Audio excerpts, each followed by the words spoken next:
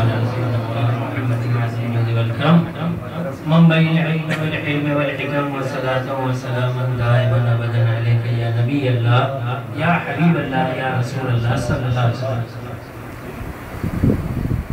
ہمارے خرم اقبال سلم انہوں نے بڑے پیارے انداز میں بیان فرمایا ہے، اقبال بھائی جان کی صلاح و صفات بیان کیے ہیں بہت پیارے انداز میں، بڑے پیارے پیرائے میں۔ اس کے بعد اب ضرورت تو نہیں ہے کہ کسی بیان کی یا کوئی بیان کیا جائے، لیکن چونکہ ہر ایک کے دل میں یہ خواہش ہوتی ہے کہ وہ بھی اس صف میں شامل ہو جائے، اس صف میں شامل ہو جائے جو حضرت یوسف علیہ السلام کے خریدار تھے۔ تو اسی بات کو ہمیں ذہن میں رکھتے ہوئے ان کی کچھ باتیں آپ کے سامنے جو انہوں نے اوصاف حمیدہ بیان کیے، وہ واقعی یہی حال تھا ان کا، یہی حال تھا کہ وہ اسی طرح محفلوں میں شامل ہوا کرتے تھے، جس وقت کلام مبین کی تلاوت کیا کرتے تھے، جس وقت شبینے کے لیے مصلی پر کھڑے ہو جایا کرتے تھے تو باخدا وہ کھو جایا کرتے تھے، وہ کھو جایا کرتے تھے، انہیں ہوش نہیں ہوتا تھا۔ ہوش جب آتا ہے جب وہ والناس پڑھا کرتے تھے، جب والناس پر ختم کرتے جب انہیں ہوش آتا تھا۔ اور یہ ان کا فیضان ہے جو آج تک جاری ہے، آج تک جاری ہے۔ یہ جو ہمارے برابر میں حافظ ممتاز احمد رحمانی بیٹھے ہوئے ہیں، انہوں نے 20 سپارے 2 رکعتوں میں ختم کیے، اور جو اقبال بھائی ہم سنتے ہیں نا کہ 2 رکعتوں میں 30 سپارے انہوں نے پڑھ دیے۔ یہ دیکھیں ہمارے سامنے سید وارث علی رحمانی بیٹھے ہوئے ہیں، انہوں نے 2 رکعت میں الحمد شروع کی، نیت باندھی، 2 رکعت نماز نفل کی، اور الحمد شروع کیا اور والناس کو ختم کر دیا 2 نفل۔ یہ ہمارے سامنے بیٹھے ہیں، اور یہ دیکھ لیجئے کہ حضور قبلہ بھائی جان کا فیضان آج بھی جاری و ساری ہے اور ہمارے سامنے موجود ہے۔ الحمدللہ والشکرللہ، اللہ تبارک تعالیٰ کے بے پناہ کرم اور اس کا بڑا احسان کہ اس نے ہمیں اپنے محبوب ولیوں کے دامن سے وابستہ کیا اور ایسا پاک دامن عطا فرمایا، ایسی نسبت عطا فرمائی کہ ہم اس کا شکر حق ادا نہیں کر سکتے۔ ہمارے جد المرشد اعلیٰ حضرت رسول شاہ محمد فاروق رحمانی رحمۃ اللہ تعالیٰ علیہ جب بھی زیارت پر تشریف لے جاتے، اپنے تمام خلفاء کو ساتھ لے جاتے، مریدین کو ساتھ لے جاتے، زیارت پر تشریف لے جاتے، وہاں پر جب جاتے، مختصر کر کے بتا رہا ہوں، وہاں پر جب تشریف لے جاتے تو صاحب مزار سے تھوڑے سے فاصلے پر کھڑے ہو جاتے، آنکھیں بند کر لیتے، 10 بستہ جس طرح ہم صلاۃ السلام کا نذرانہ پیش کرتے اس طرح کھڑے ہوتے اور آنکھیں بند کر لیتے اور خاموش ہو جاتے۔ جتنے خلفاء اور جتنے مریدین ہوتے وہ ان کے پیچھے اسی طرح کھڑے ہو جاتے۔ تھوڑی دیر کے بعد آپ اللہ کہہ کے اپنے مراقبے کو ختم کرتے اور پھر اس کے بعد صاحب مزار کے مزار پر حاضر ہوتے، صلاۃ السلام کا نذرانہ پڑھتے، دعائے خیر کرتے، ہدیہ اظہار کرتے اور اس کے بعد وہاں سے رخصت ہو جاتے۔ جب رات ہوتی، عشاء کی نماز پڑھنے کے بعد آپ ایک محفل سجایا کرتے تھے، تمام خلفاء اس میں تشریف فرما ہوتے تھے، تمام مریدین اس میں تشریف فرما ہوتے تھے، پھر آپ بیان فرمایا کرتے تھے اور وہ بیان نورانی بیان فرماتے فرماتے آپ یہ بھی بتا دیا کرتے تھے کہ جس وقت میں حاضر ہوا، میں نے سلام پڑھا تو میں نے مراقبے میں صاحب مزار سے کیا کیا باتیں کی۔ کشف القبور کا پورا عبور آپ کو حاصل ہے، جو بھی صاحب مزار سے۔ حضرت داؤد شاہ حقانی رحمۃ اللہ علیہ پنڈی میں، وہاں پر مختصر کر کے آپ کو بتاتا ہوں کہ اس زمانے بھٹو صاحب کا دور تھا اور مولانا کوثر نیازی جو تھے تو وہ وفاقی وزیر تھے، ان کا دور تھا۔ وہ وہاں پر پہنچے، انہوں نے وہاں کے جو سجادہ نشین سے ان سے کہا کہ حضور یہ جو نام کی تختی ہے اگر آپ اجازت دیں تو میں چونکہ وفاقی وزیر ہوں تو مجھے اجازت ہے میں لگا دوں، میں اس کو نصب کر دوں۔ تو وہاں کے جو سجادہ نشین تھے انہوں نے کہا کہ حضور یہ آپ نہیں کریں گے، یہ ایک صاحب وقت کا انتظار ہے، ایک صاحب وقت ہے، وہ آئیں گے اور وہی اس تختی کو یہاں پر نصب کریں گے۔ خاموش ہو گئے کیونکہ ایسا جملہ انہوں نے کہا تھا تو خاموش ہو گئے۔ کچھ عرصے کے بعد ہمارے جد مجاہد صوفی شاہ محمد فاروق رحمانی رحمۃ اللہ کے خلیفہ مجاز میجر سجاور رحمانی صاحب رحمۃ اللہ تعالیٰ علیہ وہاں پر تشریف لے گئے۔ جب وہ وہاں پر پہنچے تو انہوں نے ان سے عرض کی کہ حضور یہ تختی آپ مجھ سے رکھوا لیں مراقبے میں۔ مجھ سے رکھوانے انہوں نے کہا نہیں بھائی ہم نے تو تمہیں زیارت کے لیے بلایا، تم ایسا کرو اپنے پیر و مرشد کو بھیجو۔ انہوں نے وہاں سے فون کیا کہ حضور حضرت صوفی شاہ محمد فاروق رحمانی رحمۃ اللہ علیہ سے کہ حضور وہ آپ کا دیدار کرنا چاہتے ہیں، آپ کو بلا رہے ہیں۔ حضرت صوفی شاہ محمد فاروق رحمانی ہمارے جد المرشد وہاں پر تشریف لے گئے۔ جو میں نے بتایا تھا طریقہ وہی ہے، جا کے کھڑے ہوئے مزار مبارک کے تھوڑے سے فاصلے پر آنکھیں بند کی، مراقبہ کیا۔ مراقبے کے بعد جب سب جمع ہوئے تو ان سے آپ نے ارشاد فرما دیا کہ بھئی حضرت داؤد شاہ حقانی رحمۃ اللہ علیہ کے مزار پر میں گیا، میں نے مراقبہ کیا تو میں نے ان سے عرض کی کہ حضور یہ تختی جو آپ نے رکھی ہے یہ آپ مجھ سے رکھوائیں گے؟ تو انہوں نے منع کر دیا، انہوں نے کہا نہیں، ہم نے تو آپ کو دیدار کے لیے بلایا،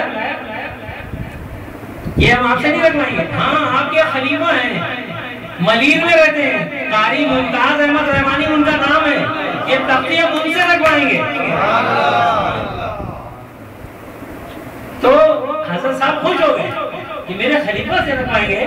تو آپ نے پوچھا کہ وہ میں ان کا پیر ہوں، وہ میرے خلیفہ ہیں، تو آپ مجھ سے کیوں نہیں رکھوا رہے اور ان سے کیوں رکھوا رہے ہیں؟ ایک ناز کی بات ہے نا، بزرگوں میں آپس میں ہو رہی ہے، ایک ناز کی بات ہے۔ حضرت داؤد شاہ حقانی رحمۃ اللہ علیہ ارشاد فرماتے ہیں کہ بھئی بات یہ ہے کہ آپ سالک ہیں، آپ سالک ہیں، اور وہ سالک بھی ہے اور قلندر بھی ہے۔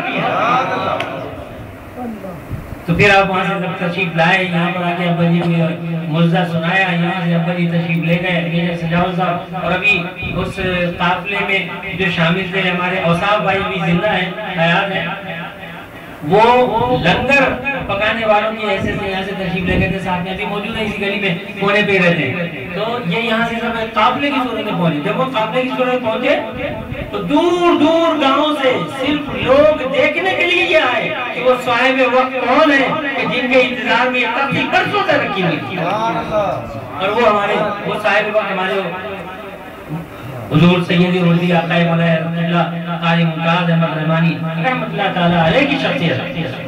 لوگ دور دور سے صرف زیارت کے لیے آئے تھے کہ دیکھیں کہ وہ صاحب وقت کون ہے کہ جس کے انتظار میں ایک عرصے سے یہ تختی رکھی اور وہ آگے نصب کریں گے۔ ابا جی تشریف لے گئے اور جا کر وہاں پر انہوں نے تختی نصب کی، اور پھر وہاں پر ایک لنگر عام کیا، بے شمار مخلوق وہاں پر آئی اور سب نے آپ کی زیارت کی، آپ کی دستبوسی کی، اور پھر وہاں سے آپ تشریف لائے۔ تو ہمارے جد المجاہد صوفی شاہ محمد فاروق رحمانی رحمۃ اللہ علیہ کا یہ طریقہ کار رہا ہمیشہ سے۔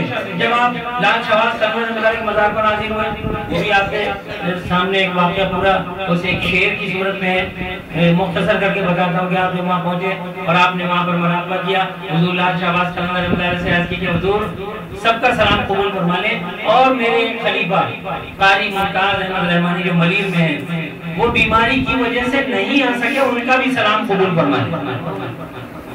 ابھی اتنا ہی عرض کیا تھا کہ حضور لال شہباز قلندر رحمۃ اللہ علیہ نے فرمایا کون؟ وہ میرا شہباز، وہ تو آ رہا ہے۔ اور تھوڑی ہی دیر کے بعد زینت آپا کوثر دہلوی مدد اللہ ہماری پھوپھی ہیں، وہ شمع رسالہ جو دہلی میں نکلتا ہے نا وہ انہی کا ہے، تو وہ یہاں پر تشریف لائی، مرسیڈیز کار تھی ان کے پاس، اور آ کے انہوں نے ابا جی سے کہا کہ سارے خلیفہ چلے گئے لال شہباز قلندر نے حضرت صاحب کے ساتھ، آپ کیوں نہیں گئے؟ تو ابا جی نے فرمایا کہ میرے گھٹنے میں سخت تکلیف ہے، اس لیے میں نے معذرت کر لی، اور حضرت جی میرا سلام پہنچا دیں گے۔ تو انہوں نے فرمایا کہ آپ میرے ساتھ چلیں، مرسیڈیز گاڑی میں آرام سے پیچھے لیٹ کر چلیں، میں آگے بیٹھ جاؤں گی۔ وہ آگے بیٹھ گئی، آپ پیچھے تشریف فرما ہو گئے اور آرام سے لیٹ کر گئے۔ جس وقت آپ وہاں پر محفل میں یہ بیان فرما رہے تھے حضرت صاحب کہ کون؟ وہ میرا شہباز، وہ تو آ رہا ہے۔ ابھی اتنا ہی کہا تھا کہ مرسیڈیز گاڑی وہاں پر جا کے رکی اور ابا جی اس سے نازل ہوئے۔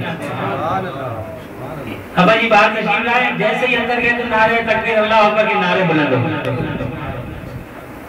تو جو کچھ بھی ہوتا تھا ہمارے حضرت جی حضرت صوفی شاہ محمد فاروق رحمانی رحمۃ اللہ علیہ ہمارے جد المرشد ہیں، وہ مراقبہ کیا کرتے تھے صاحب مزار کے مزار پر پہنچ کر، اور جو کچھ جو ان سے باتیں ہوتی تھی اسی وقت اپنے خلفاء کو اور مریدین کو بتا دیا کرتے تھے۔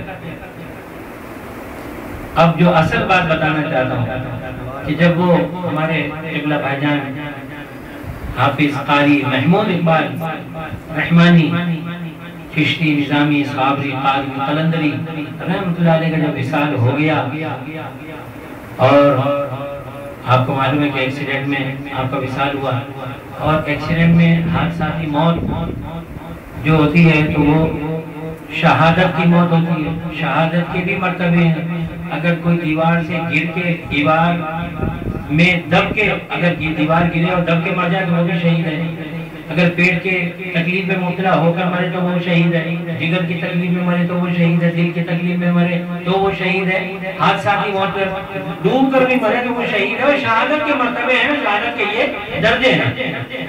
تو آپ اس وقت تشریف لائے، اور جب حضرت قبلہ بھائی جان علیہ رحمہ کو دفن کر دیا گیا، حضرت جی وہاں پر تشریف فرما دے، ابا جی تشریف فرما دے، اور جتنے بھی میرے پیر بھائی اور جتنے ابا جی کے پیر بھائی تھے اور خلفاء بھائی تھے، سب وہاں پر موجود تھے۔ جب محفل سجائی گئی، حضرت جی اس میں تشریف فرما ہوئے، تو ابا جی کو دلاسا دیتے ہوئے آپ نے ارشاد فرمایا کہ بھائی سنو، میں غور سے سنو میں کیا کہہ رہا ہوں۔ جب ان کو دفن کر دیا گیا